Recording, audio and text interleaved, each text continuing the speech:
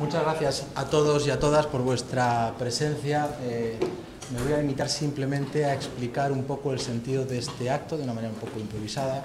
Estáis aquí reunidos y reunidas prácticamente todo el alumnado que estudia filosofía en esta facultad y algunos amigos y amigas invitadas. Estáis estudiantes del grado, estáis estudiantes del máster, estáis estudiantes del doctorado.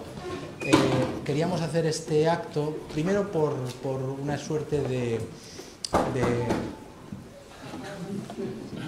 una suerte de celebración. Comienza el curso, tarda mucho en comenzar, pero finalmente el curso comienza y nos parecía que era oportuno instaurar alguna clase de rito, especialmente dirigido a aquellos estudiantes que en primero de carrera empiezan y cruzan por primera vez las puertas de esta facultad.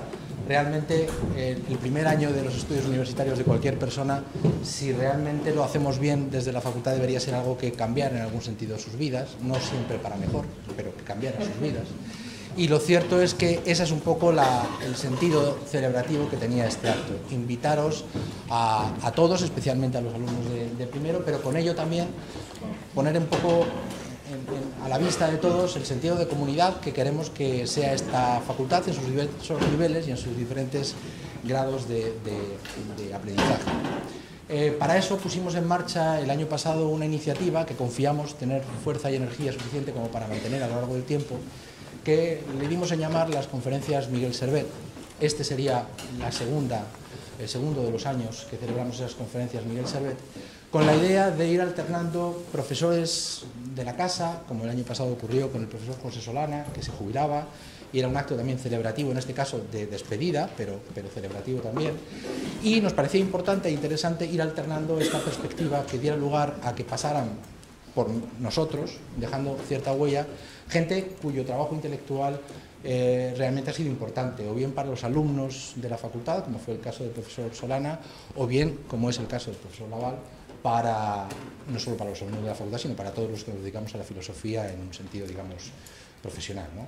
Entonces, para mí, la verdad es que es un honor, es un orgullo y es un placer poder tener aquí, después de una enorme y dificultosa travesía, porque el AVE no se estropea nunca, salvo cuando viene el profesor Laval, y entonces se nos ha estropeado y estuvimos a punto de no poder comenzar este acto a tiempo. Finalmente lo hemos conseguido. Quiero agradecer muy especialmente al profesor Juan Manuel Aragüés los desvelos que se ha tomado para hacer este evento posible, y repito, quiero agradeceros a todos vuestra presencia y muy en concreto al profesor Laval. Merci beaucoup, c'est un honor pour nous, c'est un plaisir, et vous pouvez commencer quand vous voulez. Perfecto, muy bien. Pues simplemente quiero públicamente darle las gracias a Cristian Naval, porque ha sido una verdadera odisea el día de hoy. Tuvimos que cambiar, él venía por Barcelona, Barcelona hoy había una huelga general, no sabíamos qué es lo que iba a suceder, le convencimos para que cambiara el vuelo y viniera por Madrid, con tan mala fortuna de que, como ha dicho Luis, el AVE nunca se estropea y han tenido que cambiar de AVE a las 3:30 de la tarde y ha llegado con 4 horas de retraso a Zaragoza, por lo cual ha madrugado un montón, lleva un montón de horas viajando, y la verdad es que nos sentimos un poco mal por este exceso al que le hemos sometido. Como decía Luis, yo creo que tener a Cristian Naval aquí es un acontecimiento filosófico, es un acontecimiento teórico y es también un acontecimiento político. Poder tener a alguien que acaba que está en un proceso de publicación junto con Pierre Lardot de libros que yo creo que son de referencia intelectual en estos momentos, sin ninguna duda, pues es un privilegio para la Universidad de Zaragoza, y él ha sido tremendamente amable al aceptar nuestra invitación.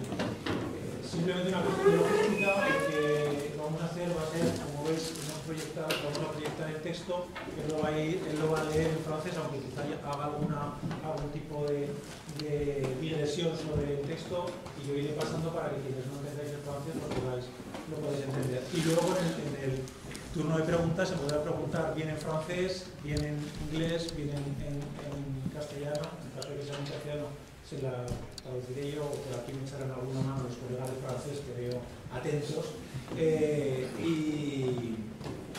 agruparemos las preguntas y procederé a contestarlas en francés, imagino, o en inglés, ya veremos según el discurso. Pues lo dicho, muchísimas gracias, merci beaucoup pour votre présence ici, c'est un honneur, et c'est votre tour maintenant. Voilà, ben, je vous remercie à mon tour de m'accueillir dans votre université et je suis particulièrement honoré de faire cette leçon inaugurale, bien que, d'après ce que j'ai compris, les cours ont déjà commencé. Donc c'est une leçon inaugurale à retardement. Mais je vous remercie beaucoup de cet accueil, en particulier tous les efforts qui ont été faits par Juan Manuel Aragues pour m'inviter et organiser ce voyage qui finalement a réussi à m'amener ici. Mais j'ai pu éprouver la qualité des transports espagnols et la façon dont on passait d'un train à un autre en plein milieu de la campagne. Donc c'est une expérience intéressante pour un sociologue comme je suis, d'éprouver ce genre de choses, de vivre ce genre d'expérience. Alors je voulais vous parler aujourd'hui d'un autre sujet que les trains espagnols. Je voulais vous parler de la Révolution. Et plus précisément, de faire quelques réflexions sur l'idée générale de la Révolution au début du XXIe siècle. Aujourd'hui, nous sommes le 8 novembre 2017 et nous sommes exactement au lendemain du centenaire d'un jour important dans l'histoire du XXe siècle et même de l'humanité, au lendemain du centenaire du 7 novembre 1917, jour où, effectivement, comme vous le savez, a eu lieu un moment important, la prise du pouvoir par les bolcheviks sous l'impulsion de Lénine et sous la direction militaire de Trotsky. Cette date, évidemment, qu'on réfère à octobre, alors que dans notre calendrier grégorien, il s'agit de novembre, cette date est l'occasion de revenir ici sur une question qui a depuis plusieurs décennies semblé disparaître de l'espace intellectuel, à quelques exceptions près, il faut bien le dire, et a été en même temps une question qui a été évacuée de l'espace public. Cette question, c'est celle de la Révolution, ou plus exactement de ce que Proudhon, le socialiste libertaire Pierre-Joseph Proudhon, appelait l'idée générale de la Révolution. Car cette expression, entre guillemets, est une citation de Proudhon. Alors je voudrais un peu reprendre le fil du raisonnement, ou en tout cas du type de réflexion que menait Proudhon quand il se demandait au XIXe siècle, en 1851, ce que voulait dire la Révolution à ce moment-là, 3 ans après la Révolution de 1848, et en quoi la Révolution du XIXe siècle était une révolution différente de celle qui avait eu lieu à la fin du XVIIIe siècle, aussi bien d'ailleurs aux États-Unis qu'en France. Alors cette disparition de la Révolution, si elle est avérée, on va s'expliquer là-dessus, pourrait s'expliquer par des raisons qui nous sont bien connues, à commencer par ce qu'on peut appeler l'échec historique de ce que semblait annoncer Octobre, c'est-à-dire la non-réalisation de ce que promettait le mythe d'Octobre.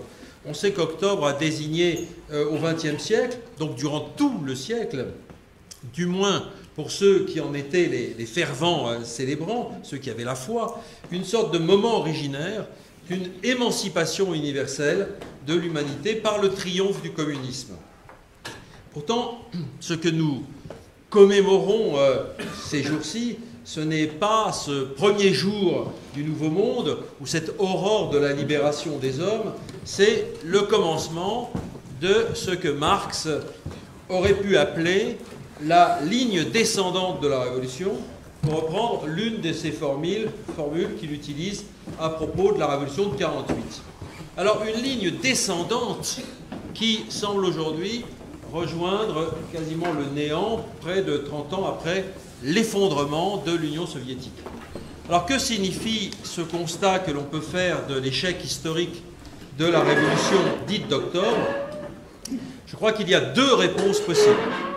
Soit l'on tient que nous sommes entrés dans une période tout à fait nouvelle, une période que l'on pourrait appeler la période de la post-révolution, soit l'on tient que nous vivons une mutation de l'idée de révolution. L'idée de la révolution, donc, est-elle morte? Ou bien est-elle en transformation? Est-elle en pleine transformation? Voilà la question que j'aimerais poser dans ces réflexions. Et apporter quelques éléments de réflexion, non pas la solution, non pas la réponse, mais des éléments de réponse et des éléments de réflexion. Alors, il faut évidemment redoubler cette question par une autre, puisque par révolution, on entend, depuis la fin du 19e siècle, on entend par révolution une révolution sociale, et pas seulement une révolution politique. Parler de révolution, c'est donc parler de socialisme et de communisme. Or, la question se pose aujourd'hui de savoir ce que l'on peut entendre donc en ce début de 21e siècle par socialisme ou par communisme. Je veux dire que cette question se pose après tous les renoncements politiques autour du socialisme et après, finalement, tous les crimes que ces termes ont pu recouvrir durant des décennies et un peu partout dans le monde. Vous voyez que cette double question n'est pas facile à traiter, elle est même immense et je n'ai pas du tout la prétention de la clore par ces quelques propos. Alors, quelle disparition de la Révolution? En 1989, un certain nombre d'historiens français, à la double occasion de la commémoration de la Révolution française et de la chute du mur de Berlin, ont déclaré que la Révolution française était terminée, voulant dire par là que les Français devaient, une fois pour toutes, cesser de rejouer entre eux cette scène originelle. Ils ont ajouté aussitôt que la Révolution tout court, la Révolution en général, si l'on peut dire, était définitivement morte après l'effondrement du bloc communiste. Donc d'une certaine façon, ces historiens faisaient d'une pierre deux coups, comme on dit, c'est-à-dire qu'ils enterraient la Révolution française et en même temps, ils faisaient disparaître la révolution ou la passion révolutionnaire ou l'instinct révolutionnaire, comme vous voulez. Cette déclaration de la fin de la Révolution voulait évidemment avoir pour effet d'avoir un effet politique. Elle s'en prenait à l'idée que nous, occidentaux ou européens, nous nous sommes faits de l'histoire. Elle cherchait au fond à briser une catégorie fondamentale de l'interprétation historique, c'est-à-dire pour l'interprétation du sens de l'histoire et du mouvement de l'histoire. Pour le comprendre, il faut prendre la mesure, justement, de la place que cette catégorie de révolution a prise dans notre représentation. On doit à l'historien allemand Reinhard Koselleck, spécialiste de la sémantique historique, une analyse tout à fait remarquable de cela dans un article tout à fait fameux. Koselleck remarque que le terme de révolution est utilisé dans des sens très différents et pour des phénomènes très variés.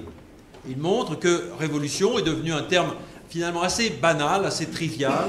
On parle de révolution technique, de révolution industrielle, de révolution économique, on parle de révolution des mentalités ou des mœurs, ou bien encore, on parle de choses plus importantes, plus sérieuses, de révolution sociale et politique.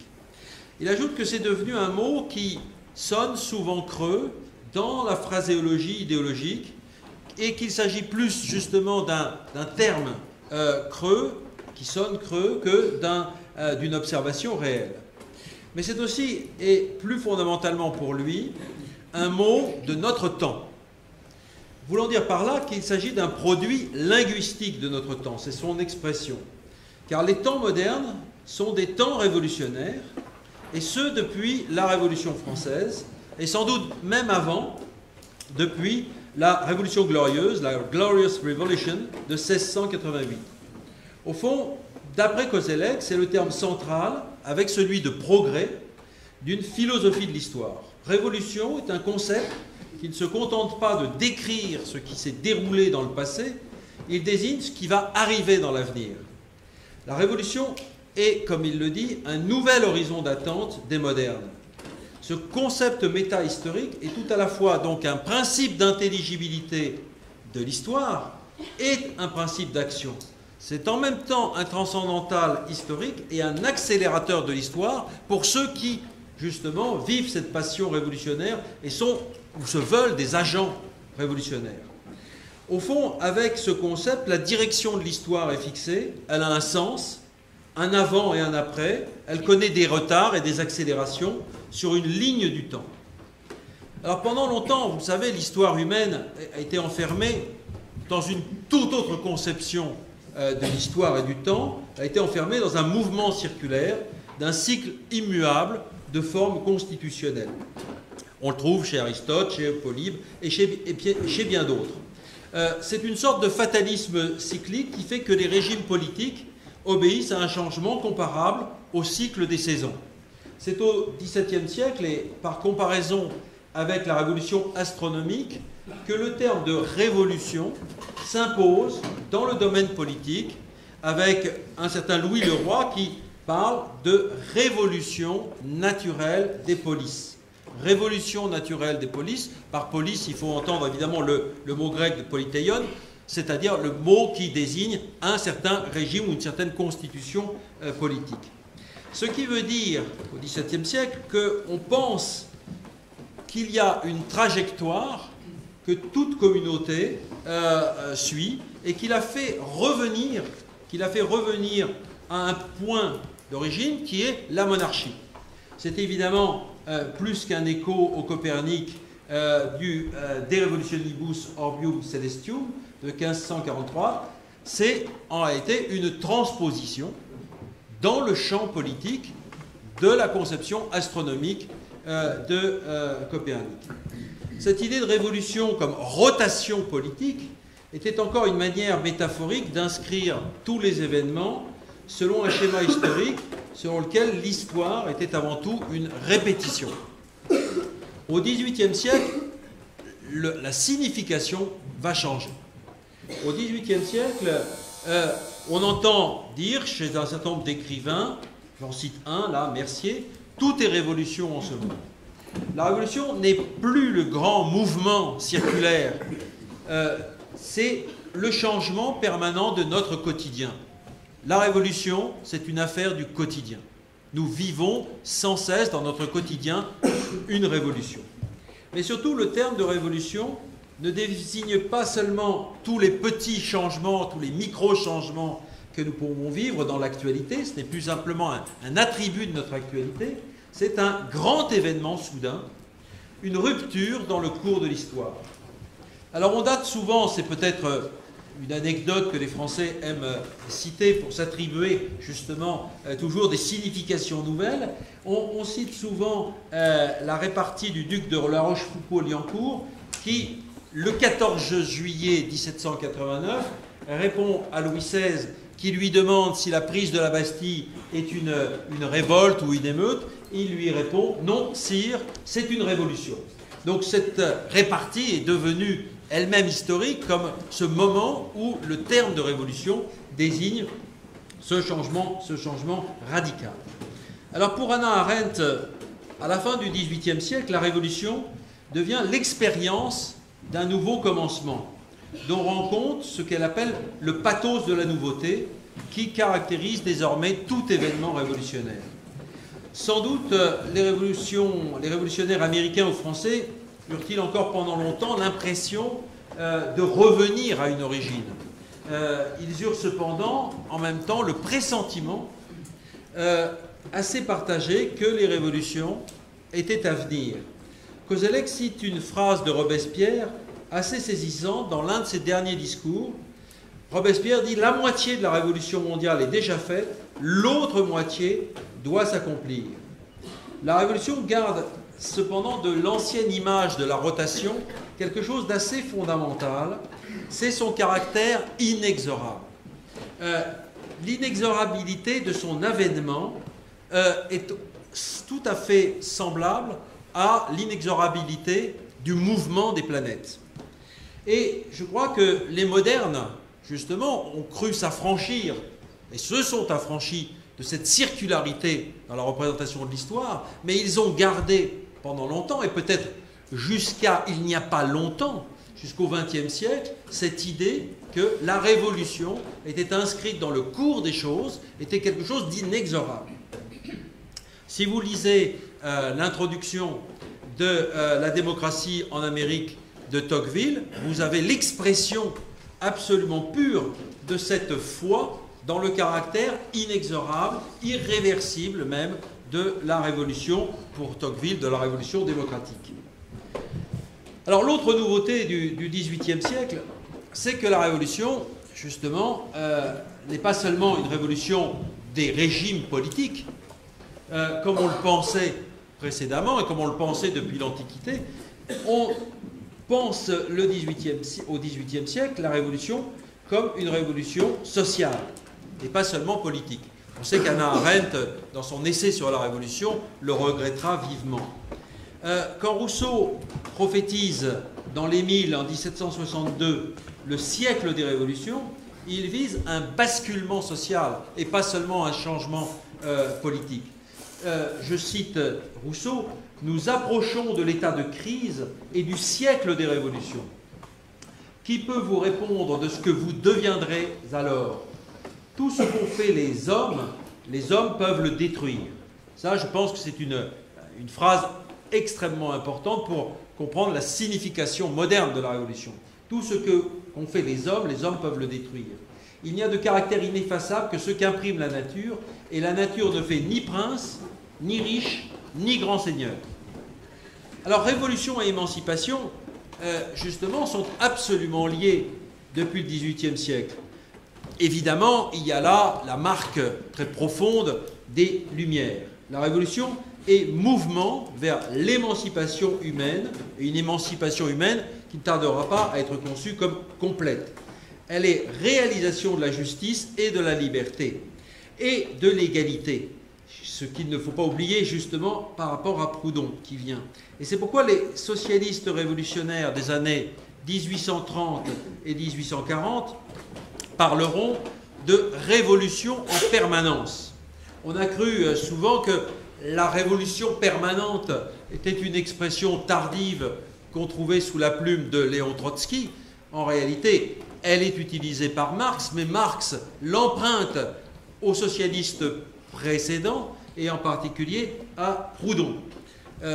Proudhon, dans son toast à la Révolution, dans l'un des banquets parisiens qui a lieu en 1948, déclare ceci: les révolutions sont les manifestations successives de la justice dans l'humanité.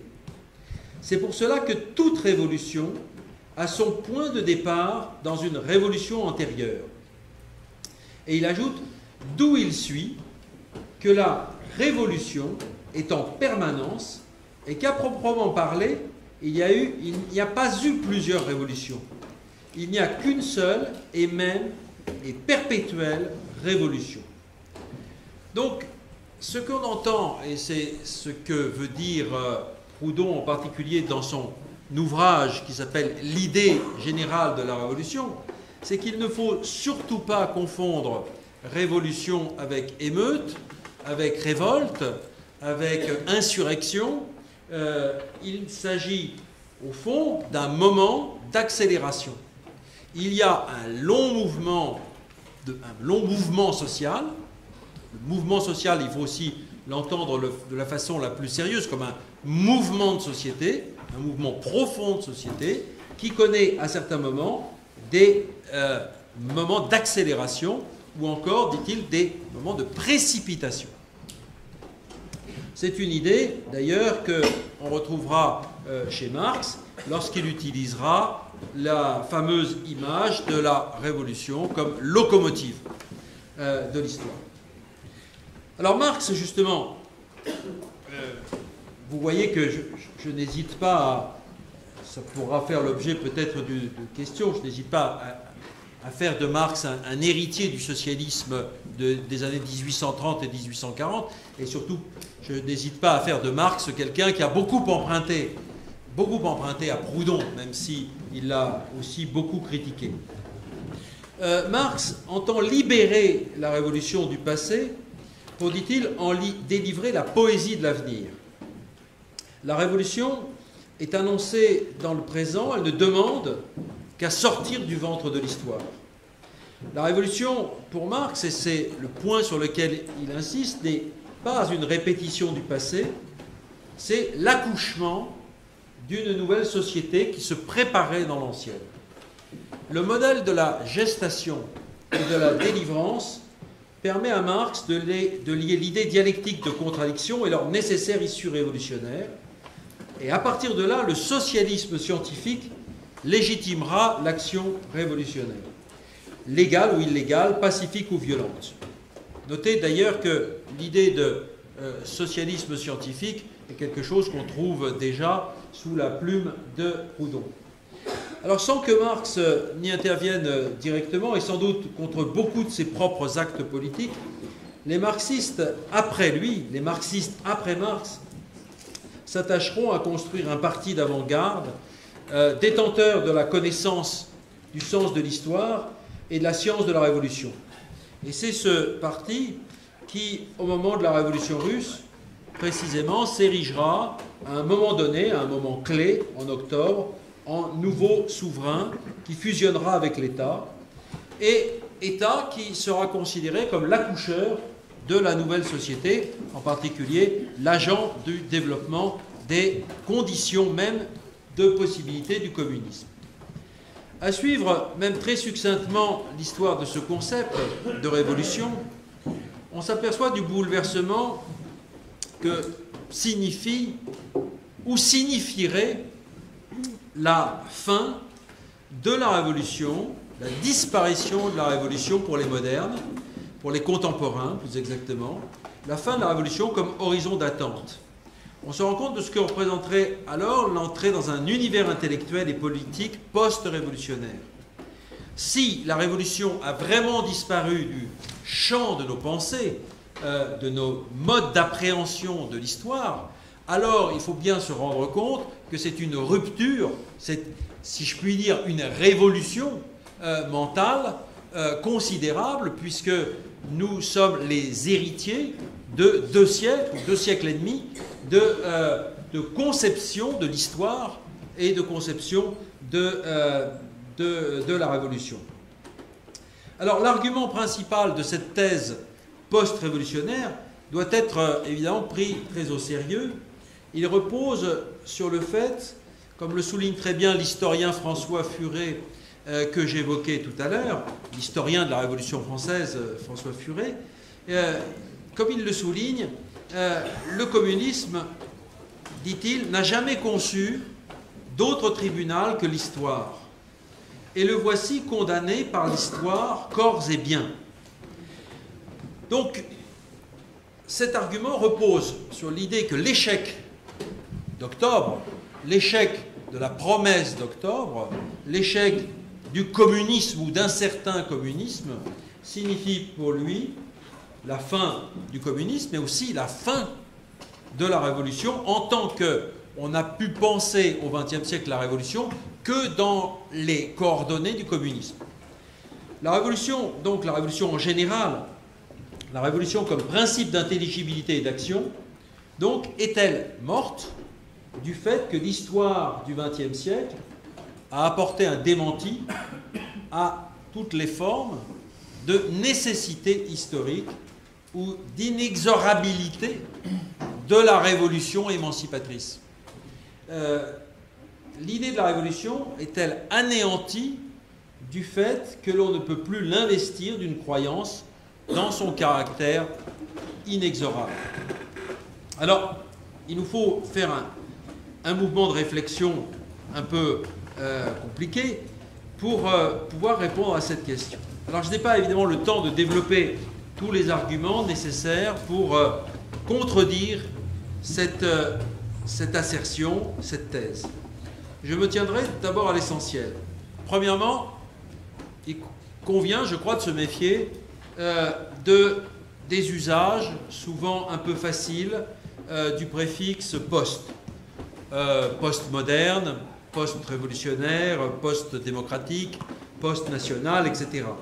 Qui suppose toujours une rupture entre 2 périodes, un avant et après, au mépris des nuances, au mépris des processus et des tendances souvent contradictoires.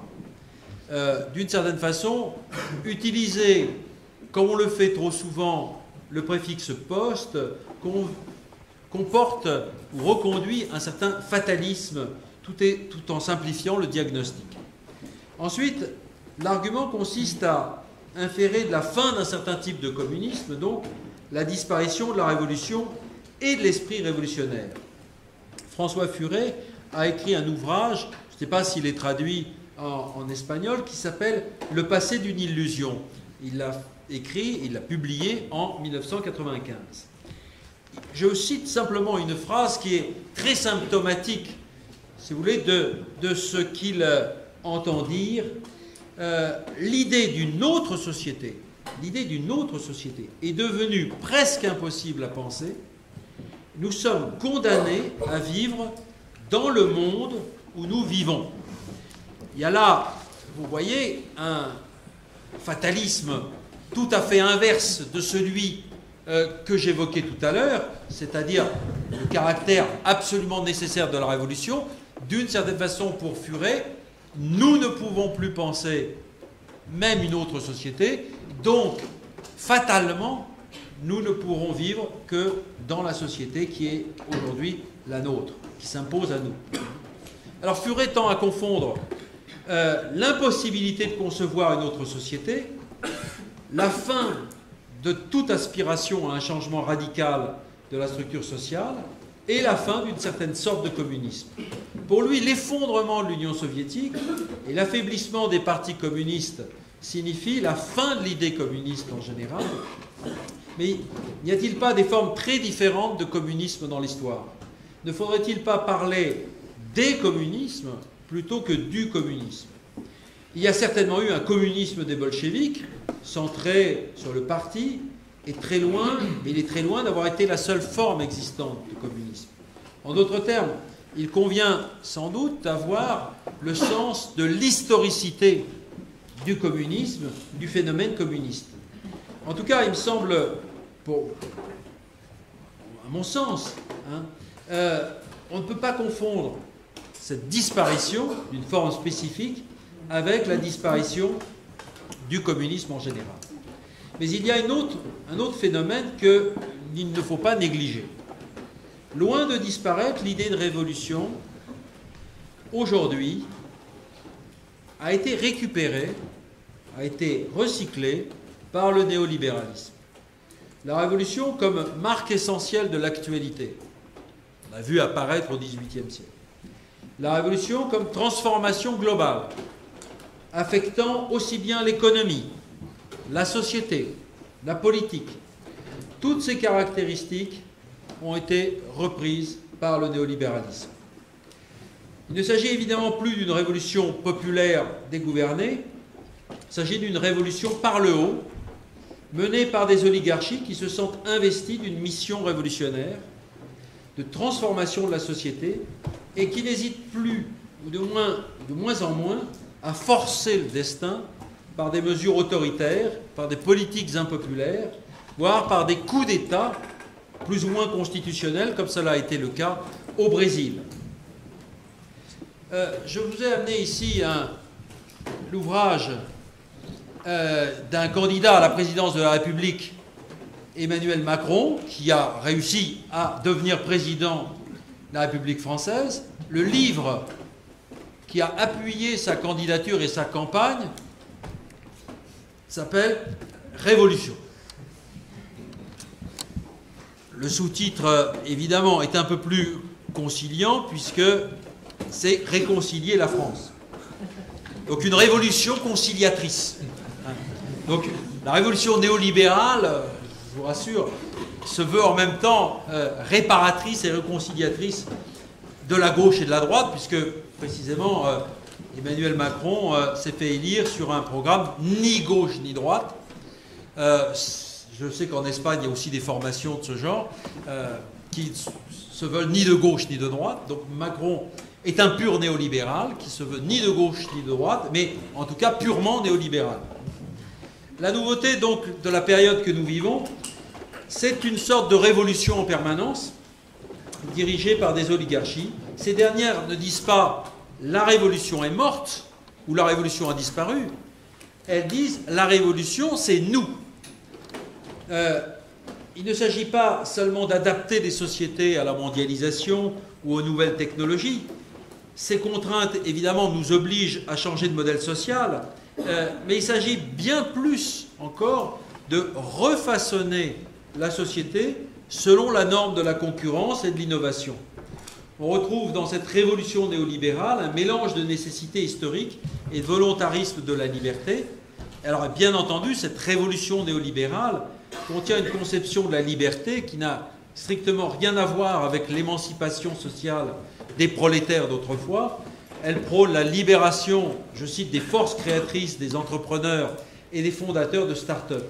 Cette liberté dite créatrice doit progressivement s'étendre à tous par la dérégulation du marché du travail, par le démantèlement des protections du travail, par la réduction de tout ce qui empêche ou retient les individus de se lancer dans la compétition économique et sociale. En somme, l'idée générale de la révolution au début du XXIe siècle, pour parler toujours comme Proudhon, loin de disparaître entièrement, semble avoir changé de camp.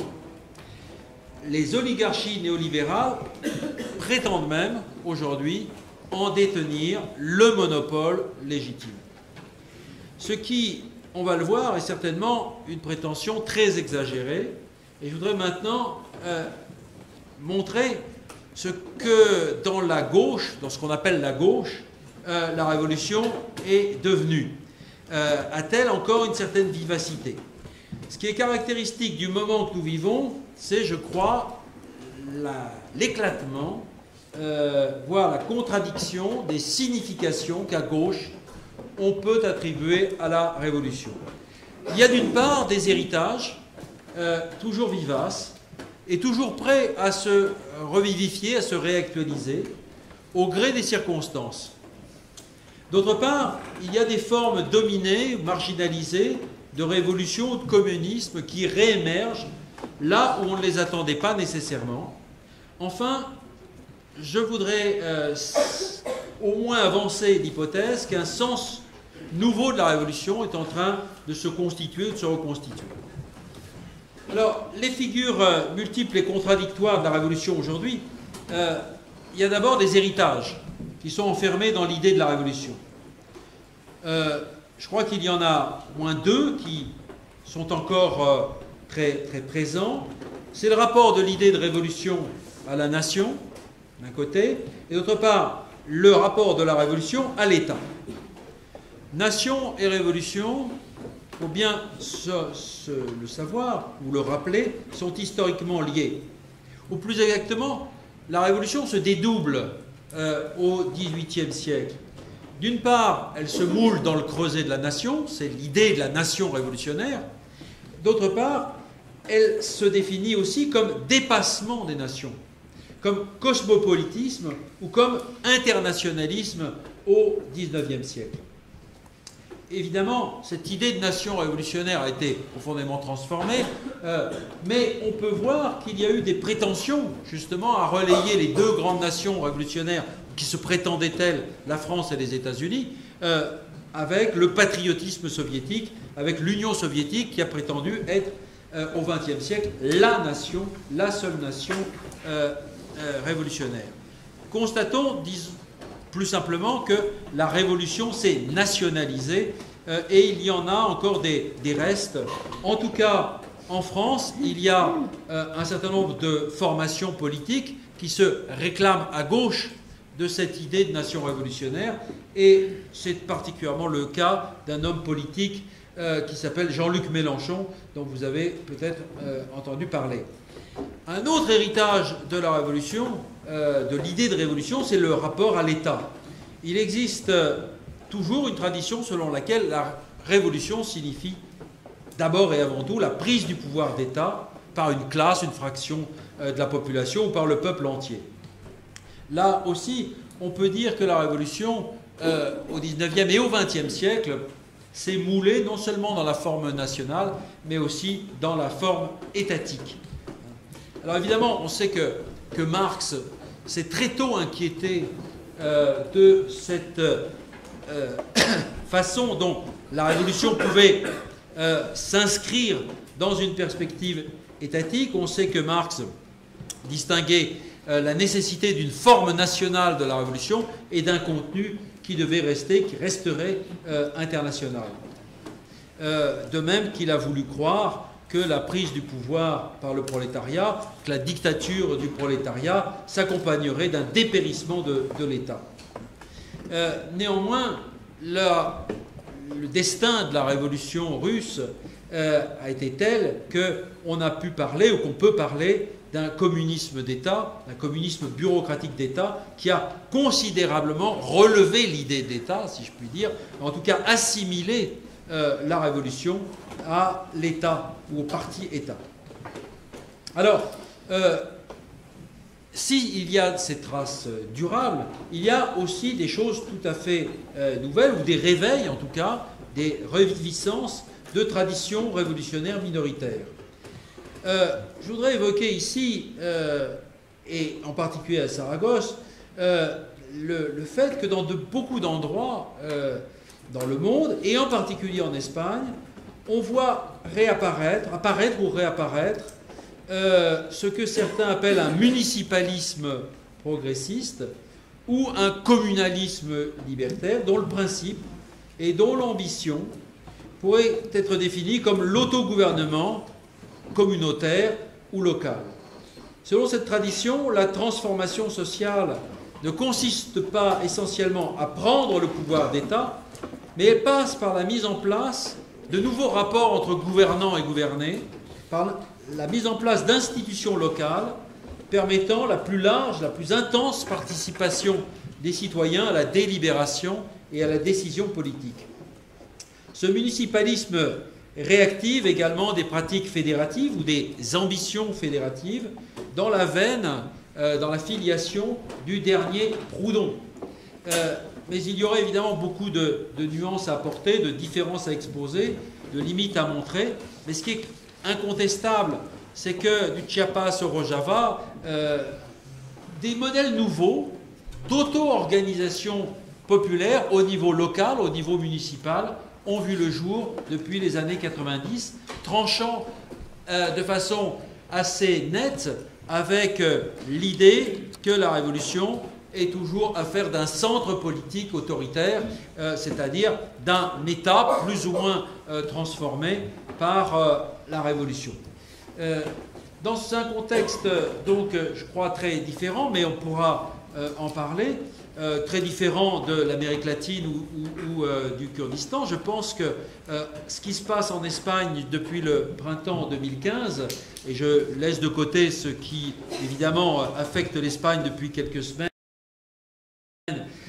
me semble participer, en tout cas, de ce réveil communaliste, c'est-à-dire d'une forme révolutionnaire, une forme qui était pensée comme révolutionnaire au XIXe siècle et qui semblait avoir disparu du champ politique et même du champ intellectuel et qui trouve, semble-t-il aujourd'hui, une nouvelle actualité. Alors ce mouvement, je pense qu'il a donc une ambition double, réinventer la démocratie par le bas, grâce à cette politique municipale que j'évoque, en s'appuyant sur des expérimentations coopératives et en instaurant un processus de délibération permanente. On peut également le mettre en rapport avec la redécouverte assez étonnante des travaux de l'Américain Murray Bookchin, qui connaît aujourd'hui un succès mondial. Murray Bookchin est quelqu'un qui a théorisé précisément l'idée selon laquelle refaire la société, c'était d'abord et avant tout refaire des institutions locales démocratiques. Alors, mais il y a eu, durant ces dernières années aussi, l'apparition d'un autre phénomène, plus ou moins lié à ce municipalisme d'ailleurs, dont la signification ne doit pas être négligée. C'est ce qu'on a appelé le mouvement des places, déclenché à partir de 2011, alors en Égypte, en Espagne avec le mouvement du 15e, en Grèce avec l'occupation de la place Syntagma, aux États-Unis, à New York en tout cas avec le mouvement Occupy, en Turquie et finalement en 2016 en France avec l'occupation de la place de la République dans un mouvement qui s'est appelé Nuit debout. Ces mouvements de masse n'ont pas seulement dénoncé l'austérité, les politiques d'austérité, ils n'ont pas seulement lutté contre le néolibéralisme, ils ont été des mouvements non seulement contre, mais des mouvements pour. Ils ont par exemple introduit la dimension essentielle de l'organisation démocratique de l'occupation. Avec ces occupations était posé le problème de l'usage des espaces collectifs, et plus précisément la question de l'autodétermination par un collectif des règles d'usage du lieu occupé. Donc cette pratique de l'occupation et cette réinvention d'une démocratie réelle se sont trouvées étroitement liées.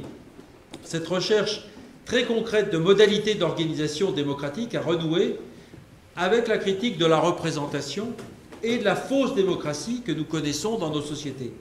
Il ne nous représente pas est un mot d'ordre dont on ne peut pas négliger le caractère révolutionnaire, car il met en question de façon très radicale le système oligarchique des partis et des institutions parlementaires. Non sans rapport avec ces phénomènes politiques, il y a depuis quelques années l'apparition dans le mouvement écologiste et altermondialiste, et plus largement dans tous les mouvements de contestation, d'occupation, de résistance, dans l'univers aussi des expérimentations socio-économiques, et dans le domaine du numérique également, une autre tendance. Cette tendance, c'est celle de la création de nouvelles institutions démocratiques de production, de consommation, de culture, de connaissances, dont la caractéristique est de se redéfinir comme des communs, c'est-à-dire des espaces institutionnels dont les règles sont décidées sur la base d'une participation égalitaire et dont les finalités procèdent de la prévalence du droit d'usage sur le droit de propriété. Cette tendance est née d'une réaction aux formes d'appropriation des ressources naturelles, informationnelles, cognitives et culturelles par les grandes entreprises capitalistes. Elle a pris des formes variables selon les pays. En Italie, par exemple, elle a pris la forme massive de la défense des biens communs, des beni comuni, considérés comme ce qui permet l'exercice des droits fondamentaux, selon la définition de la commission Rodotà. Mais elle a aussi donné lieu à des expériences d'occupation de lieux culturels ou de lieux sociaux. En Grèce, le mouvement des communs a pris des formes différentes. Par exemple, la forme des centres de santé autogérés pour pallier la déficience des hôpitaux publics. En France, le mouvement des communs prend aussi des formes très différentes. Par exemple, une redéfinition plus radicale de ce qu'on appelle l'économie sociale et solidaire. Toutes ces expériences, ces expérimentations relèvent, selon la thèse que nous défendons avec Pierre Dardot, d'un principe politique que nous appelons le principe politique du commun, qui a deux composantes ou deux versants. D'une part, l'autogouvernement collectif de l'institution du commun, et d'autre part, la volonté de limiter le droit de propriété et de le limiter par les droits d'usage des ressources et des espaces.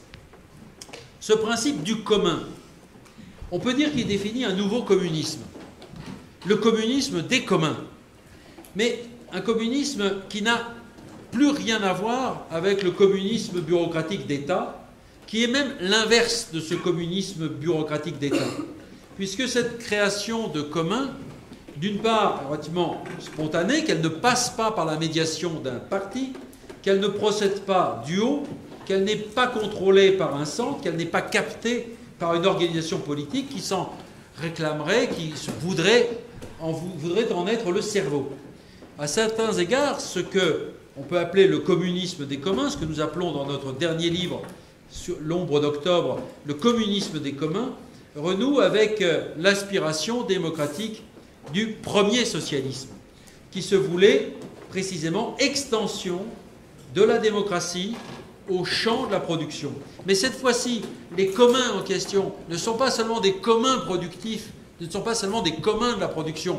Et en ce sens, ils tranchent aussi avec ce premier socialisme, dans la mesure où il se détache de l'économisme du premier socialisme. Les communs en question concernent de façon transversale tout le champ social, toutes les sphères de la société, la culture, la santé, l'école, l'université, toutes les sphères de la société peuvent être affectées par le principe transversal du commun. Et donc, nous quittons l'idée, nous quittons dans la pratique l'idée selon laquelle l'instance déterminante de la révolution serait le niveau de la production et qui déterminerait des superstructures, c'est-à-dire des formes juridiques, politiques ou culturelles qui seraient déterminées par la transformation de la production. Nous assistons à une forme de révolution tout à fait différente où c'est l'ensemble des activités sociales qui peuvent se transformer sous la forme de commun. Alors, qu'est-ce qu'on peut justement tirer de ces exemples? Premièrement, que l'esprit révolutionnaire n'a pas quitté notre époque. Les révolutions ont changé, sans doute. Les révolutionnaires aussi ont changé, du moins faut-il l'espérer. Ils ne visent plus la prise du pouvoir d'État, ils ne visent plus l'insurrection. Ils montrent, je crois, que la révolution, c'est toujours l'approfondissement de la démocratie, l'extension de la démocratie, une mise en acte de la démocratie radicale. Et évidemment, ceci tranche, encore une fois, avec l'idée que les révolutionnaires professionnels se sont faits de la révolution au XXe siècle. Alors, avec l'épuisement du cycle bolchevique, la révolution est en train de se redéfinir, comme je disais, comme mise en acte d'une démocratie réelle. Ce qui veut dire, premièrement, que les moyens que l'on doit employer pour transformer la société doivent être conformes à la fin poursuivie. Si la révolution est reprise du destin de la société par elle-même, de son destin, les voies qui y mènent doivent être conformes à cette fin. C'est pourquoi les partis, en tant que formation oligarchique, constitués à la fin du XIXe siècle, dans un contexte très particulier qui est celui de la naissance des démocraties représentatives, ces partis, en tant que formation oligarchique, sont aujourd'hui des formes devenues hautement problématiques. Je ne dis pas là que nous assistons à la fin des partis, nous assistons très certainement à la problématisation de la forme parti.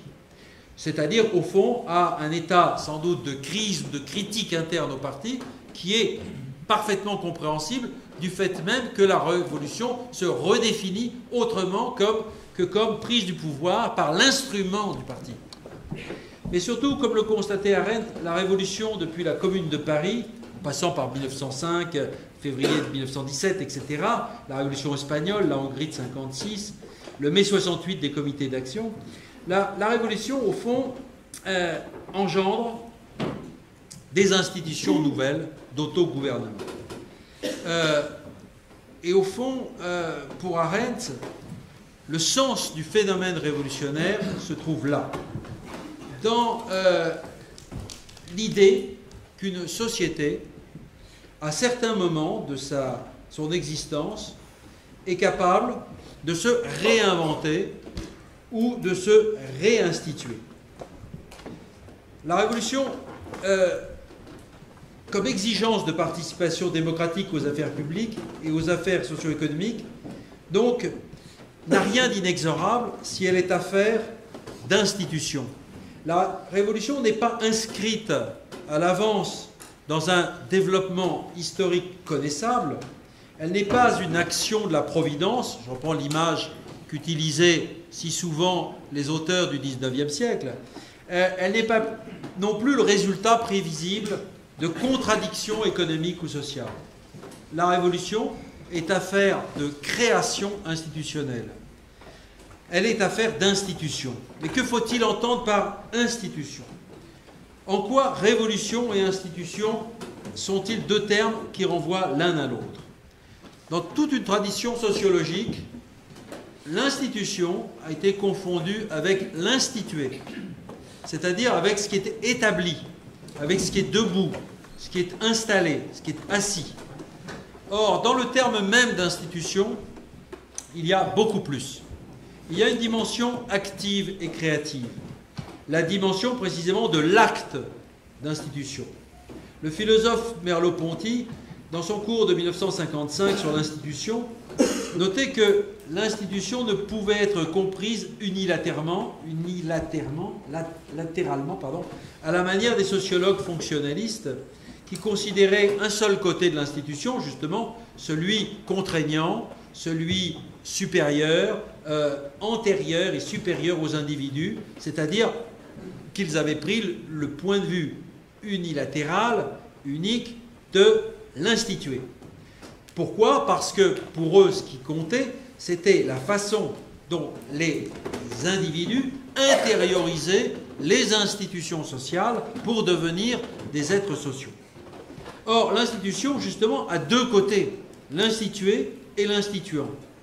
Et la révolution ne peut être comprise que dans l'écart entre ces deux dimensions de l'institution.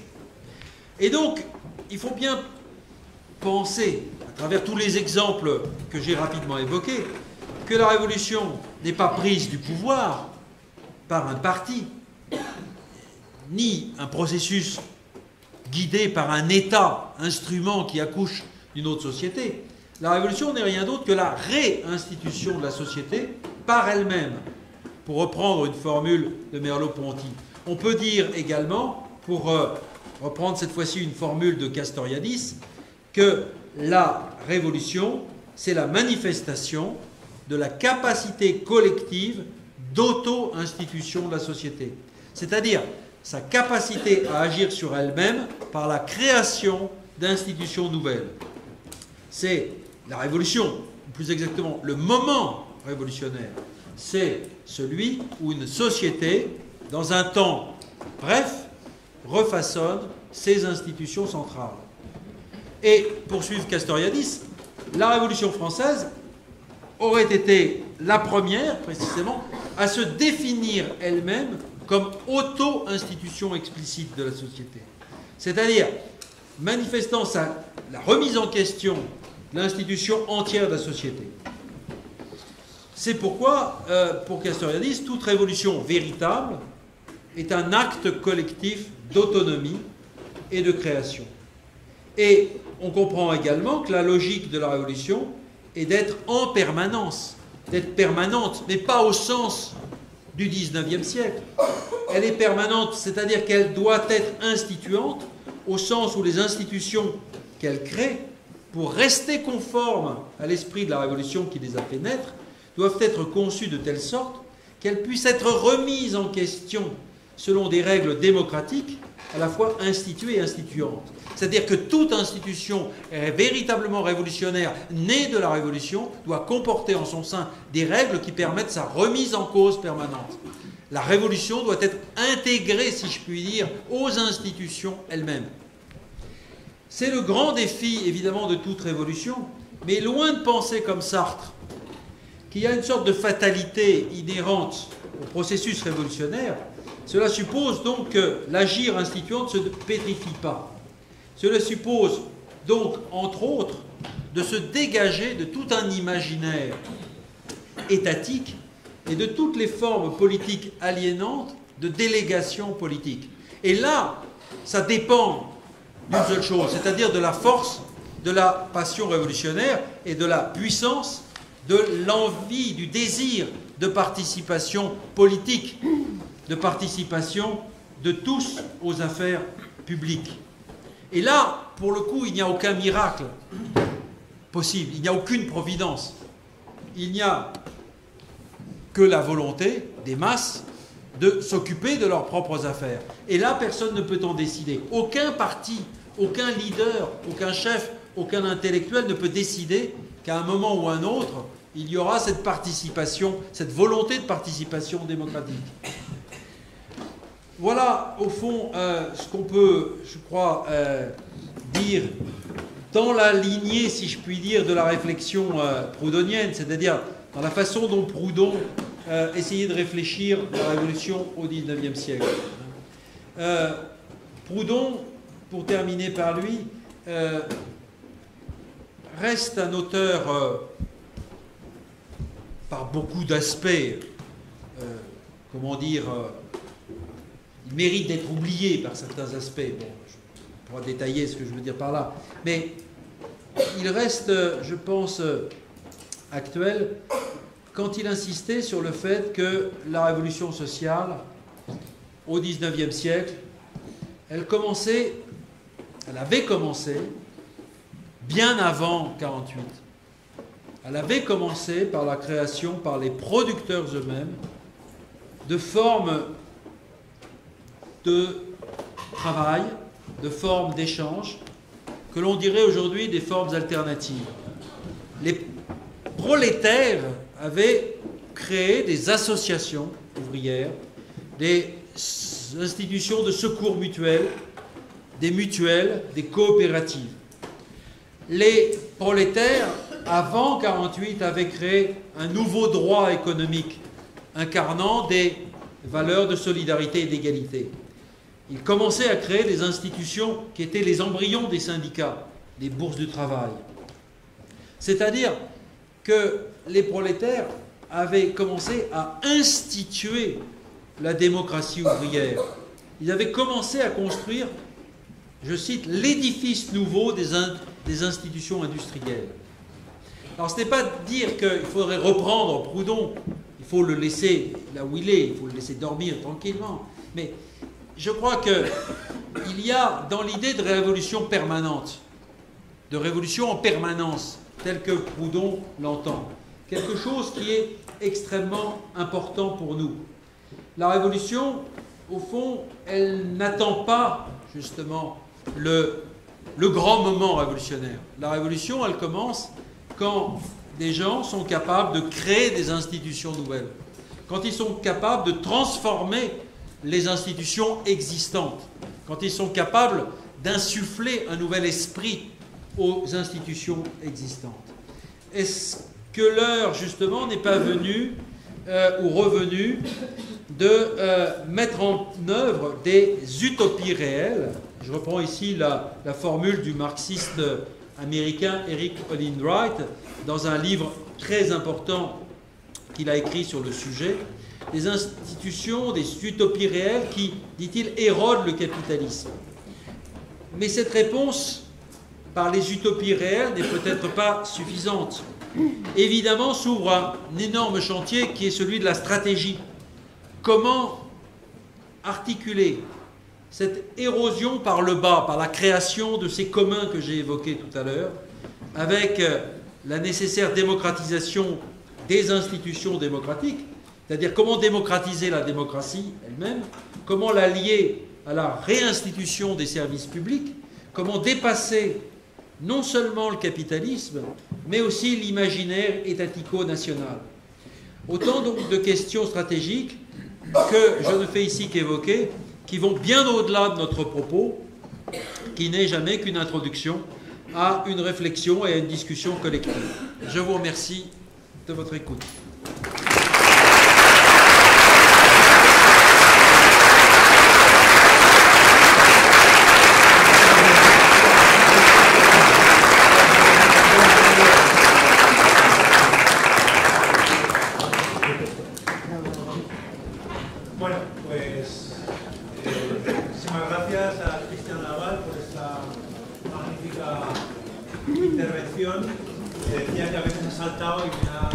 Me ha hecho perder el ripio aquí pasando el texto, pero al final hemos conseguido llegar al mismo tiempo.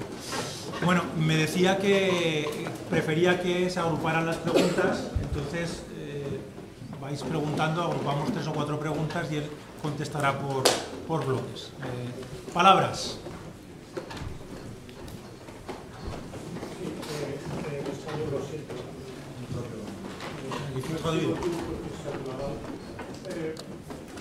La desaparición de la idea de revolución ortodoxa histórica a la desaparición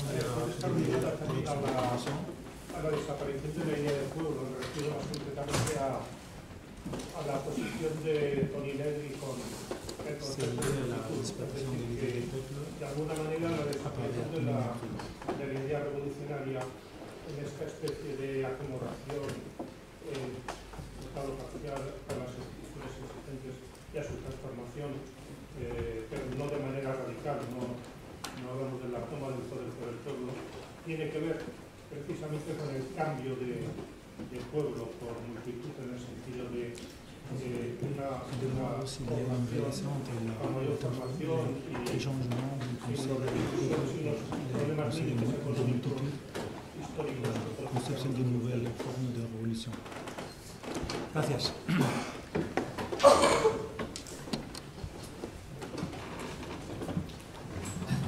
Por favor, si son en castellano, hacerlas más breves para que podamos traducirle más fácilmente, más concretas. Jorge. También en castellano. Sí, en castellano y andaluz. Joder.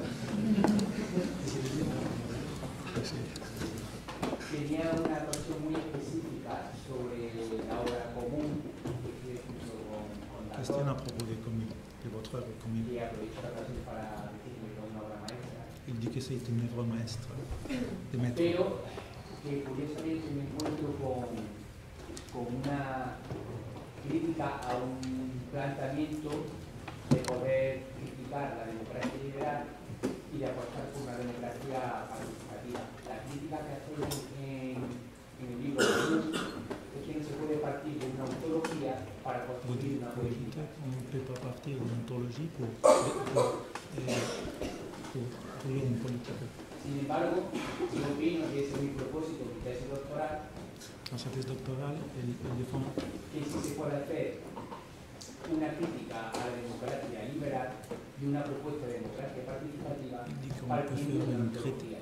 il dit qu'on peut faire une critique de la démocratie libérale et une défense de la démocratie participative à partir de Y en l'ontologie. concreto, se puede partir de la ontología de Paisano, de Laval On peut y partir, Nancy. et on peut partir de l'ontologie de Jean-Luc Nancy. Además, y con esto termino, y perdón a la saga, que aprovecho para... No sé si te voy a perdonar. Sí, sí. Y aún así, finalmente en el postscriptum sobre la revolución en el siglo XXI del común, al final de la propuesta que hacen, À la fin de votre livre, a mi parecer, y en mi opinión, à son avis, creo que de alguna manera acaban entendiendo el principio de lo común como un principio ontológico a partir del cual il défend ellos les communes comme un principe acaban ontologique haciendo à la fin de lo votre que livre. justamente nos opone el común C'est ce qu'il al pense. índice del libro. Y leo textualmente, rápidamente, Et il dit textuellement, en español. Je ne sais pas si c'est bien traduit. Entiendo lo común je en comprends el les communs, sentido de un principio. Un principio un sens es de lo que principe, aparece primero y funda et todo el resto. un principe c'est ce qui Un apparaît le premier principio et no fondé es le un reste. comienzo que tiene la virtud de borrarse ante lo que se sigue o un simple punto de partida que no deja principe atrás ne se para fasse volver a pas. él, sino un verdadero comienzo, C'est un vrai un commencement, comienzo que sigue comenzando. un El término commencement griego continue arqué de commencer. tiene el doble sentido de término comienzo y de imperativo. Es la fuente de la que todo lo demás se deriva, etcétera, etcétera. Luego, La de source alguna manera, d'où tout se dérive. de alguna manera, sí que creéis que desde una ontología se puede hacer una reconstrucción de C'est la pour ça que democracia je liberal pense qu'il y y a une apostar position por una ontologique. democracia real o participativa. No digo que sea la única vía, pero sí que hay legítima. Bien. Vale. ¿Más preguntas?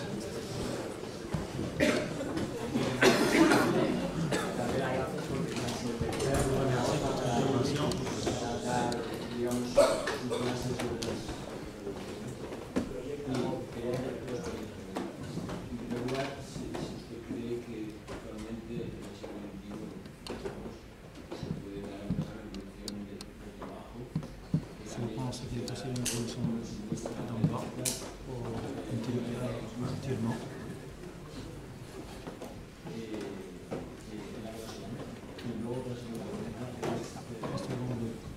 Question.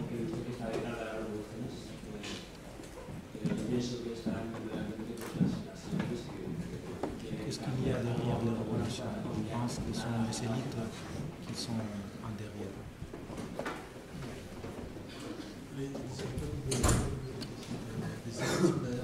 Oui, oui. C'est ce qu'il pense. Il vous demande ce qu'il y a derrière les révolutions et il pense que ce sont les élites qui sont derrière. ¿Sí? Sí, vale. Aquí la revolución se ha tratado como reinstitución, ¿verdad? Entonces, a mí me surge una pregunta. ¿La lucha por la autodeterminación de Cataluña es revolucionaria? Et vous demandez si la lutte pour l'autodétermination de la Catalogne est révolutionnaire.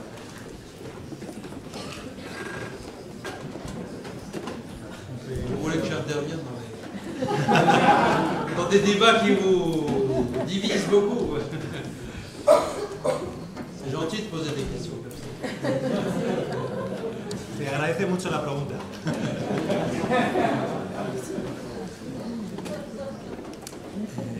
Vous répondez maintenant et après notre...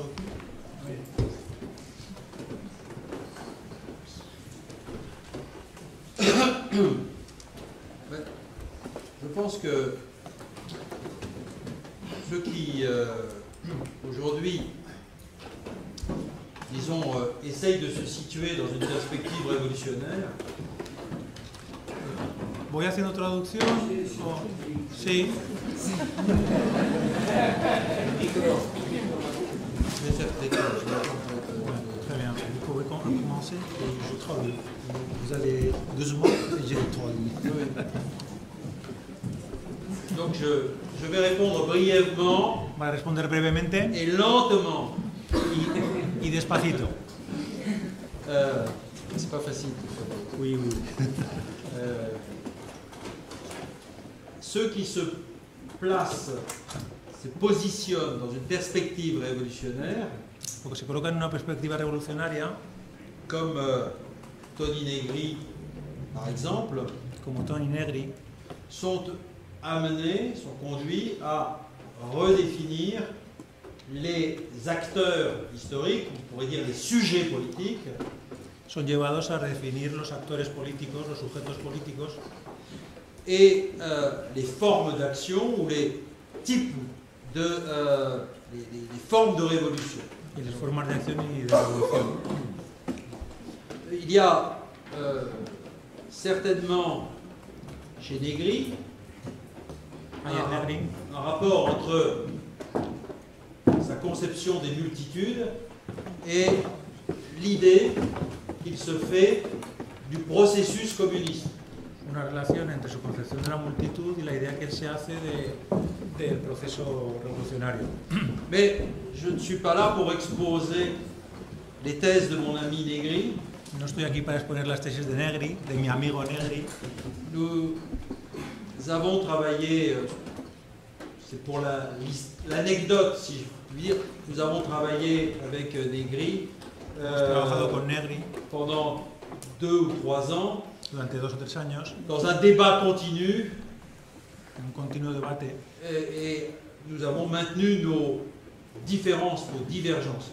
hemos mantenido nuestras diferencias, nuestras divergencias. Donc je ne parlerai pas au nom de Negri, je voudrais juste pointer, souligner les différences. No voy a hablar en nombre de Negri, simplemente voy a subrayar las diferencias. Pour nous, il n'y a pas de sujet politique en dehors des pratiques politiques. No hay sujeto político fuera de las prácticas políticas. Les sujets politiques sont déterminés par leurs pratiques. Los sujetos políticos están determinados por sus prácticas. Donc il n'y a pas de sujet du commun No hay sujeto del común avant les institutions du commun. antes de las instituciones del común. Et notre grande différence porte justement sur ce qu'on entend par commun. La otra gran diferencia se refiere al concepto de común. Pour nous, c'est un principe politique Para nosotros es un principio político qui n'est pas inscrit dans les processus économiques, technologiques ou sociaux comme il peut le penser. que no está inscrito en el proceso sociológico, tecnológico, como piensa Negri. C'est pourquoi le principe du commun n'est pas pour nous en aucun cas un principe ontologique. Aquello por lo que para nosotros el común no es un principio ontológico, C'est un principe politique, c'est-à-dire c'est un principe de l'action politique, et c'est un principe de l'action politique que nous pouvons déduire des pratiques politiques. es un principio político que debemos deducir de prácticas políticas. Comment? Bien, par l'observation par l'écoute, par l'analyse des mouvements que j'ai évoqués, les mouvements des classes, les expérimentations socio-économiques, les municipalismes, enfin, tous ceux qui se réclament du commun, pour nous, manifestent, mettent en œuvre, réalisent un principe politique que nous appelons le commun.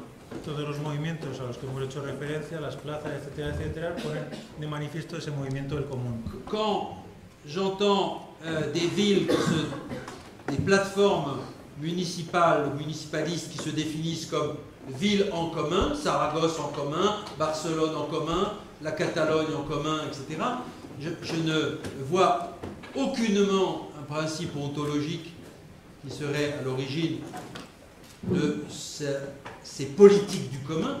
Cuando escucho denominaciones como Zaragoza en común, Barcelona en común, etcétera, yo no veo un principio ontológico detrás, sino un movimiento.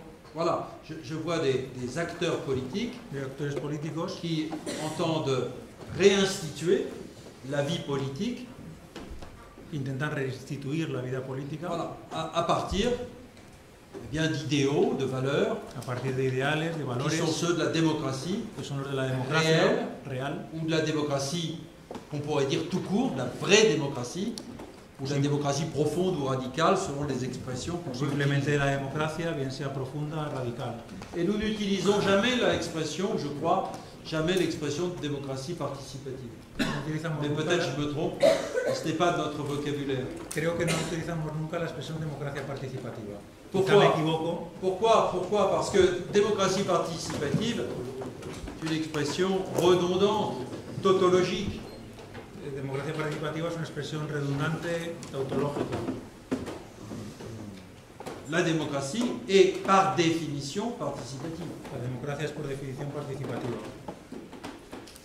C'est la démocratie représentative telle qu'elle a été définie à la fin du XVIIIe siècle par des constitutionnalistes, qu'ils soient américains, français ou autres, qui est une profonde déviation de la démocratie parce que c'était en plus des gens qui détestaient la démocratie. Es la democracia representativa la que debe ser definida porque ha sido construida en el siglo XVIII por actores que en realidad lo que hacían era despreciar la democracia. Car le grand paradoxe de notre histoire, La gran paradoja de c'est que nuestra ceux qui ont historia pensé le gouvernement représentatif, comme on l'appelait, n'avaient qu'une crainte, n'avaient qu'une peur. C'était la participation populaire aux affaires publiques. aquellos que defendían el gobierno participativo no tenían más que un miedo, un temor, que es la participación popular. Alors la révolution d'en bas, oui, la révolution d'en bas, mais encore une fois, il est absolument impossible de dire si on y croit ou si on n'y croit pas. Tout ce que l'on peut faire, c'est d'observer No podemos decir si creemos o no creemos en la revolución desde abajo, simplemente se trata de observer des mouvements, des mobilisations, los movimientos, las movilizaciones, et entendre dans ces mouvements, ces mobilisations, ces expérimentations, y escuchar en estos movimientos y experimentaciones ce qu'elles comportent de révolutionnaire, lo que comportan de revolucionario. exactement comme ce que justement faisait Proudhon, Como justamente hacía Proudhon, parce que je ne l'ai pas dit suffisamment, dans le raisonnement de Proudhon, en el razonamiento de Proudhon, l'idée générale de la révolution ne peut venir que de l'observation des pratiques. la idea general de revolución no puede venir más que de la observación de las prácticas. C'est-à-dire que ce qu'il voit, lui, et il est l'un des premiers à le dire ainsi, il voit dans les pratiques ouvrières de son temps, coopératives, associations, caisses de secours mutuels, etc., il voit là la mise en œuvre de la démocratie ouvrière en acte. Él ve en las prácticas obreras del momento, en las mutuas, etcétera, la puesta en práctica de la democracia obrera. quant à au rapport des élites et de la Révolution, évidemment, ils utilisent la représentation occidentale et européenne de la Révolution pour la mettre au service d'une cause qui est tout sauf démocratique. Il faut bien s'entendre là-dessus, bien sûr. Actualmente las élites utilizan el concepto de revolución para ponerla al servicio de un objetivo que no es revolucionario. Est-ce que la dernière question peut être traitée brièvement et lentement? Je ne crois pas.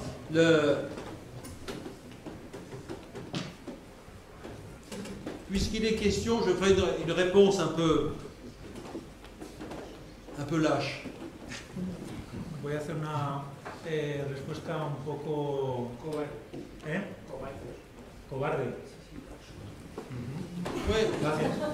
mais je ne sais pas si la traduction est exacte. Je ne sais pas si la traduction est tout à fait exacte. Ce que je crois, puisque j'ai parlé de Proudhon,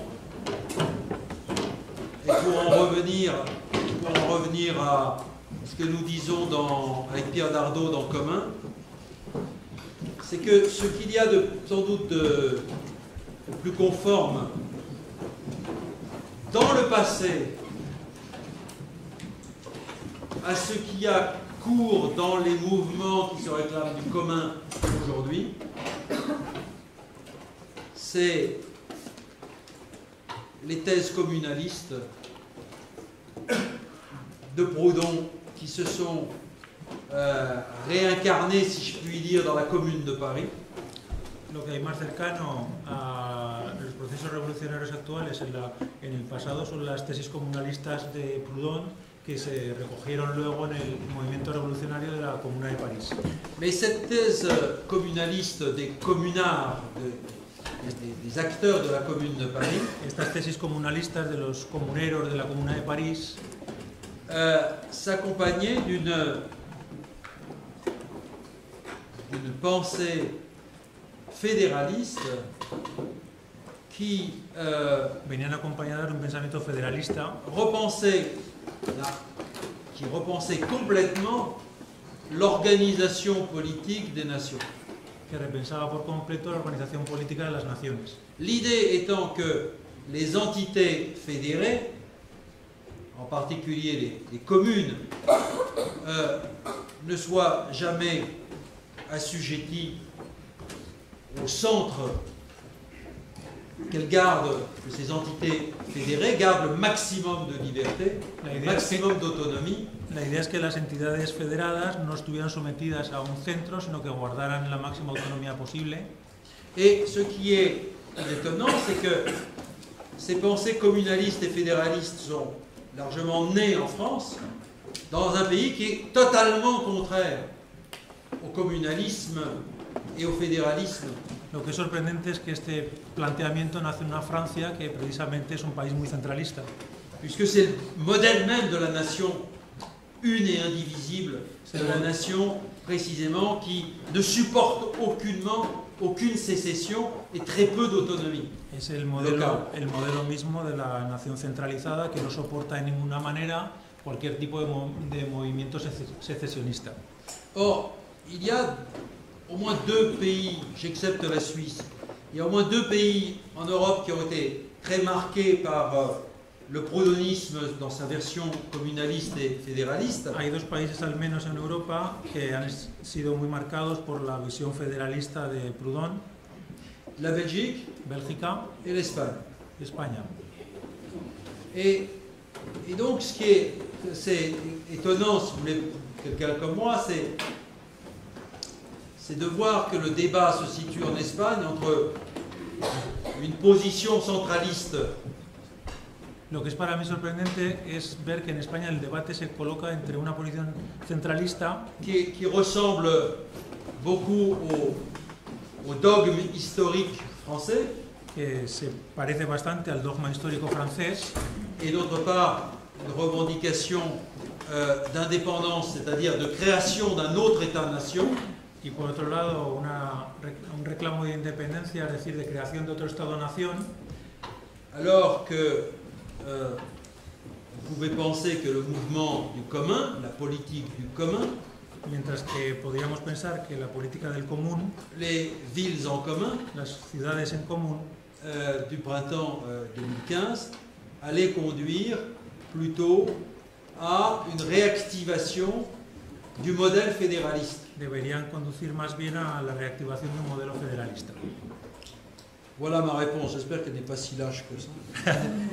Vous l'avez compris. Esta es mi respuesta, espero que no sea demasiado cobarde.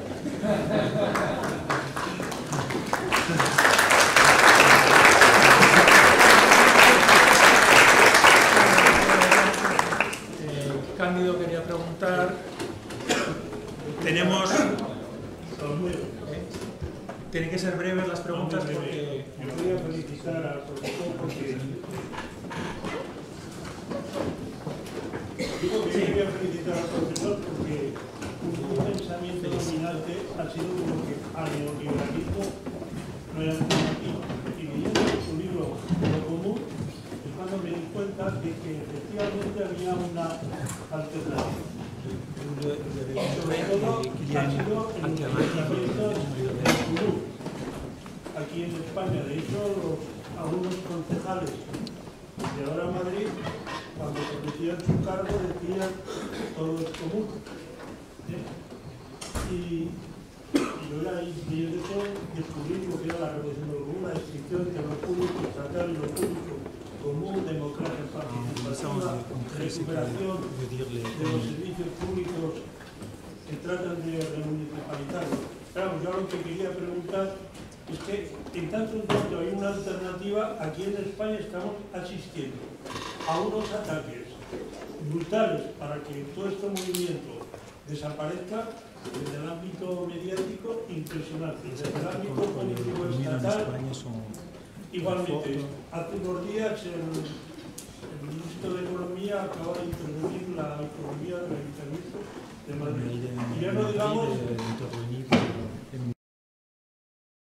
Desde el ámbito judicial, aquí en esta ciudad de Zaragoza sabemos bastante de eso, que cualquier medida que viene del ayuntamiento, el aparato judicial. Yo lo único que quiero preguntar es qué visión tiene de todo este proceso revolucionario del común de los ayuntamientos en Barcelona, Madrid, Zaragoza, La Coruña, Cádiz, y cuáles son las perspectivas futuras. Luis. Yo también la pido.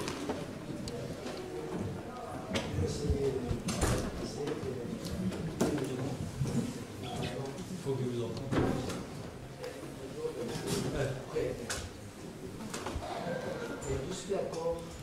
C'est une question que j'ai très discutée avec les amis de la et je suis d'accord avec vous que la radicalisation de la démocratie a un moment très important dans ces formes d'autonomie, d'autogouvernement collectif.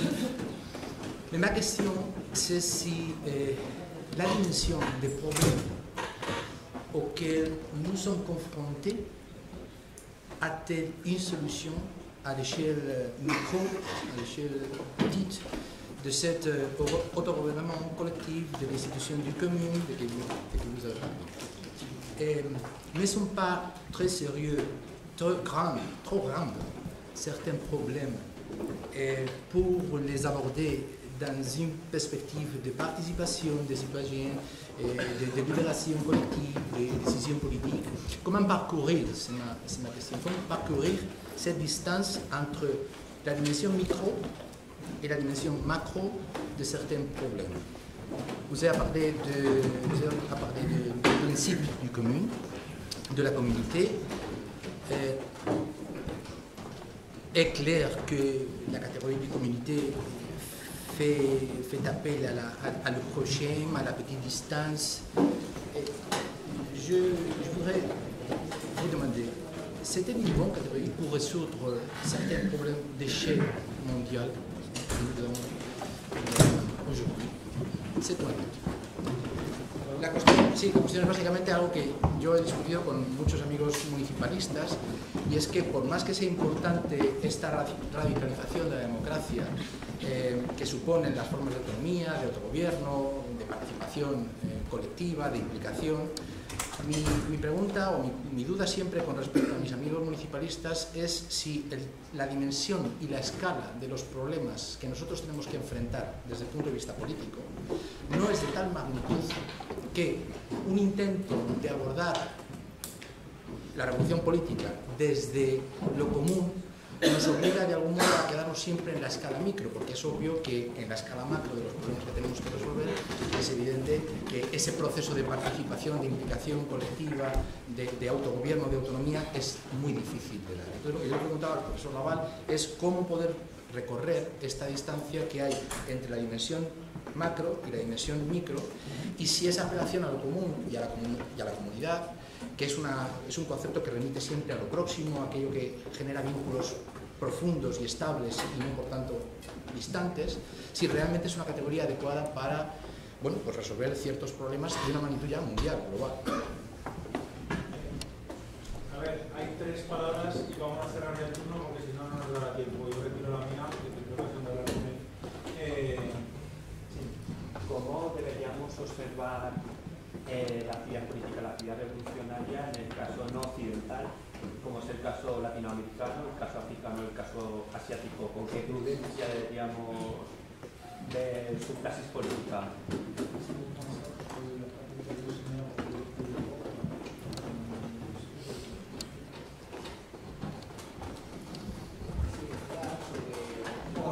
Era sobre un concepto que no ha salido, que es sobre el concepto de la educación, sobre todo de la educación en los movimientos sociales. Preguntarle qué valor le da a la educación en los movimientos de activismo social, y si no ven en esa educación que se hace desde abajo, en esa educación de conciencia, la única manera real de mantener una revolución constante y la única manera de conseguir una participación real.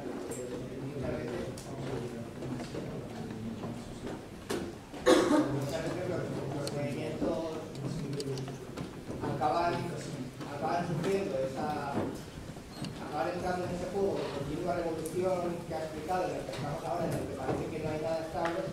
Entonces, claro, lo único que le puede dar un suceso no es esperar una reacción inmediata, sino hacer una gran educación desde abajo, tener una participación educativa a nivel de base. Entonces,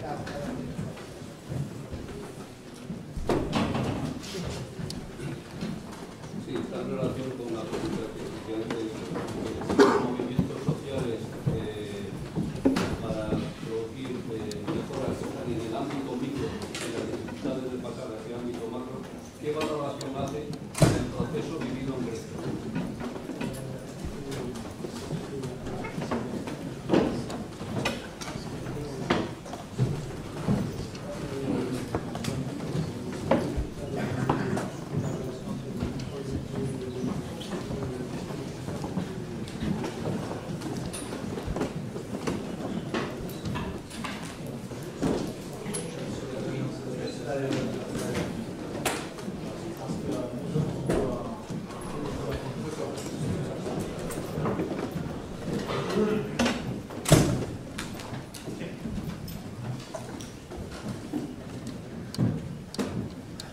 Les questions que vous me posez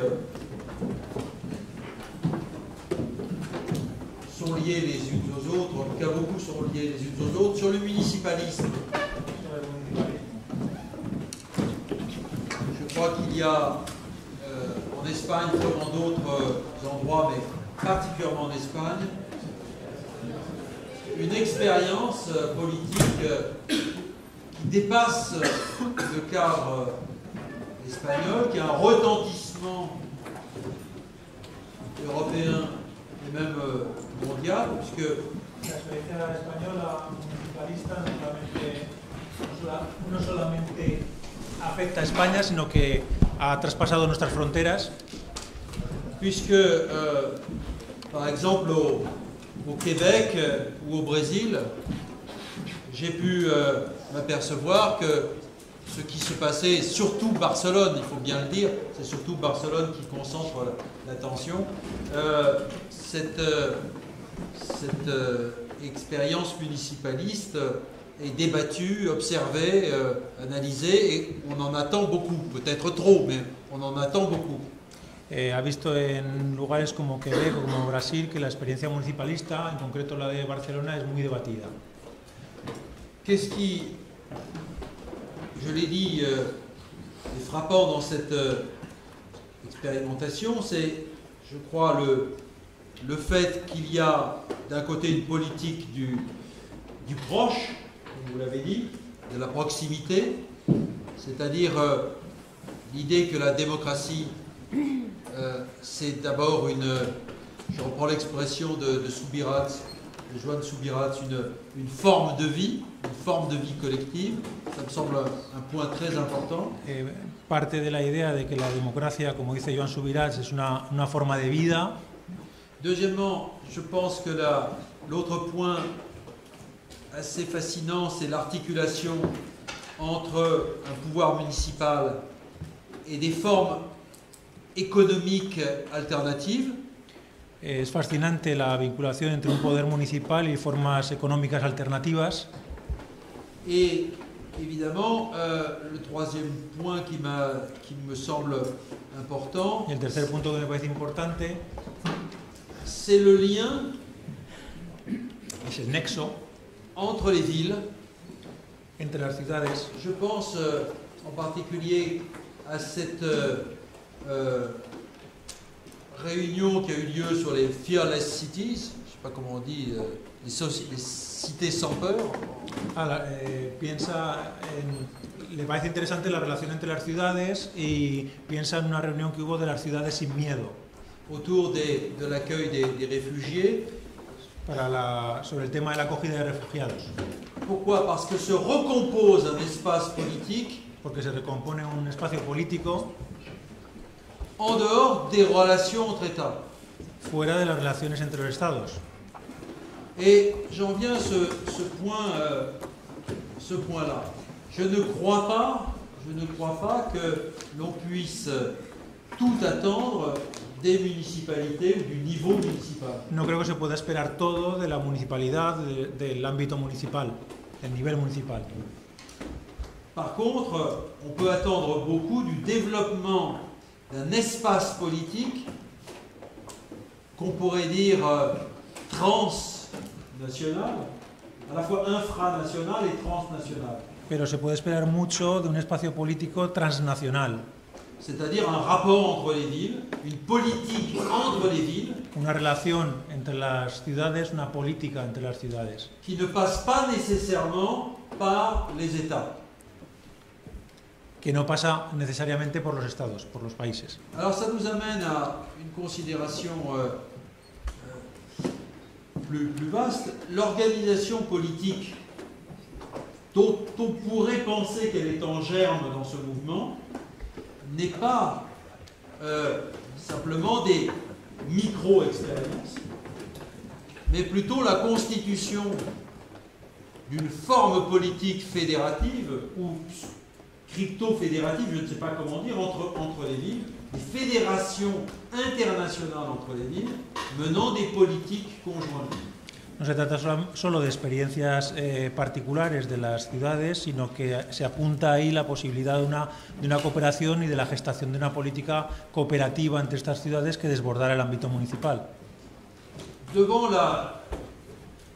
l'échec des politiques européennes en matière de réfugiés, ante el fracaso de las políticas europeas en materia de refugiados, devant la faiblesse des réactions étatiques face au réchauffement du climat, ante la debilidad de la respuesta estatal ante el cambio climático, on s'aperçoit que les villes entre elles, des villes peuvent coopérer directement. Nos damos cuenta de que las ciudades pueden cooperar directamente. Qu'est-ce qui est en germe donc? Ce qui est en germe, c'est ce que j'appelais le principe fédératif. Lo que está en germen es el principio federativo. Et donc que toute une série de problèmes mondiaux y por consiguiente que toda una serie de problemas mundiales ou européens qui ne sont pas réglés par les États, parce que les États sont en rivalité, en concurrence les uns avec les autres, que no están regulados por los estados porque los estados están en rivalidad unos con otros, parce que les États-nations sont des héritages des luttes de puissance entre États, porque los estados-nación son herederos de las luchas de potencias entre estados. on peut penser qu'une dynamique infra-étatique Se puede pensar que una dinámica infraestatal et supra-étatique est en train de se mettre en place. y supraestatal está empezando a ponerse en marcha. Le principe du commun n'est pas un principe qui vise à détruire l'État, ce n'est pas un principe anarchiste. El principio del común no es un principio que tenga como objetivo destruir el Estado, no es un principio anarquista. C'est un principe c'est un principe transversal qui vise à modifier les rapports gouvernants-gouvernés. Es un principio transversal que busca cambiar las relaciones entre gobernantes y gobernados. À tout niveau, depuis le niveau local, niveau national, régional, national et international. En todos los niveles, regional, municipal, nacional, internacional. La forme que cela peut prendre, c'est une forme fédérative, ce que nous proposons à la fin, par imagination, par effort d'imagination, à la fin de commun, nous imaginons la forma que nosotros proponemos federativa es lo que proponemos al final de común. Que l'organisation politique du monde imaginamos que la organización política del mundo puisse prendre une forme tout à fait nouvelle, pudiera tomar una forma completamente nueva, non plus la forme héritée des rapports interétatiques, no ya la forma de la relación entre estados, mais la forme fédérative de commun, sino la forma federativa del común. De commun politique, del común político, que ce soit des villes, des régions, par exemple, bien sea ciudades, regiones, o por ejemplo, ou que ce soit des fédérations de commun, o que sea de federaciones de comunes, sociaux, culturels ou économiques. Sociales, culturales o económicas. Prenons un exemple. L'université. Tomemos un ejemplo, la universidad. Pourquoi ne pas créer une forme politique nouvelle, la fédération des universités mondiales? ¿Por qué no crear una nueva forma política, la Fédération de las Universidades Qui ferait Mondiales? que les universités ne dépendraient plus des États-nations. Nous avons dit doucement. Ah oui. Mais on parle de l'université. Je m'énerve. Oui, Il est question de l'université, je m'énerve. Alors, pourquoi ne pas imaginer? Une question d'imagination. ¿Por qué no imaginarlo? Es una cuestión de imaginación. Une fédération mondiale, une fédération universelle des universités. Una federación mundial o universal de las universidades. Pourquoi devrions-nous toujours penser que les universités devraient être des institutions seulement nationales? Porque tenemos que pensar que las universidades tienen que ser instituciones solamente nacionales. Donc, on pourrait tout à fait imaginer, enfin les universitaires, les étudiants, les enseignants, les chercheurs, pourraient tout à fait inventer une forme de commun universel, de commun d'université mondiale, donc une forme politique nouvelle qui ferait que les États ne joueraient plus sur les oppositions entre les institutions, ne joueraient plus la carte de la concurrence mondiale sur ce qu'ils appellent le marché mondial de la connaissance. Si pusiéramos a jugar políticamente a todos los actores de la universidad, profesorado, etcétera, alumnado, etcétera, en ese proceso cooperativo quizá podríamos enfrentarnos a los procesos de enfrentamiento producidos entre los estados que solamente buscan la competencia entre ellos y ajustarse a las leyes del mercado, voilà. más o menos. Le néolibéralisme, c'est la concurrence généralisée. El neoliberalismo es la competencia generalizada. Et c'est en particulier la concurrence dans le monde de l'enseignement supérieur. Y particularmente en el mundo de la enseñanza superior. Notre réponse politique, elle ne peut être que la coopération. Nuestra respuesta política solamente puede ser la cooperación. Voilà, l'activité commune, par exemple, la mise en commun. La actividad común, la puesta en común. Alors toute la question à l'université, mais comme dans toutes les autres activités, c'est quelle forme politique doit-on donner à la coopération que nous désirons entre les universités du monde. ¿Qué forma política debemos dar a esa cooperación entre las universidades del mundo que deseamos? Alors après, évidemment, il nous faut imaginer des formes de financement de cette Fédération mondiale des universités. Habrá que pensar también en formas de financiación de esta Federación Mundial de Universidades. Voilà, c'est un vaste programme. Es un programa muy amplio. Bon, mais nous avons le sous-titre de commun, c'est Tenemos el subtítulo común es Essai sur la révolution au XXIe siècle. La revolución en el siglo XXI. Donc nous avons tout le XXIe siècle Tenemos todo el siglo XXI pour construire ces communs. para construir ese Et común, surtout les jeunes. sobre todo los jóvenes. Voilà.